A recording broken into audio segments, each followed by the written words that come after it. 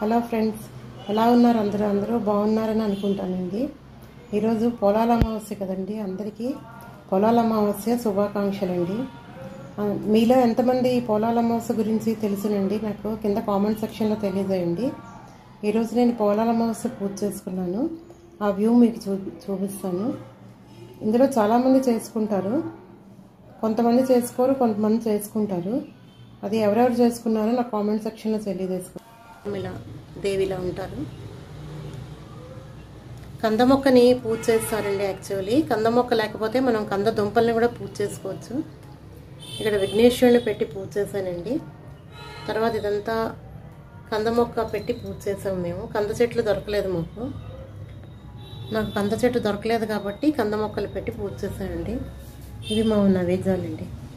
Thank you అండి. మీకు కానీ నా ఛానల్ వస్తే please do like, share and subscribe.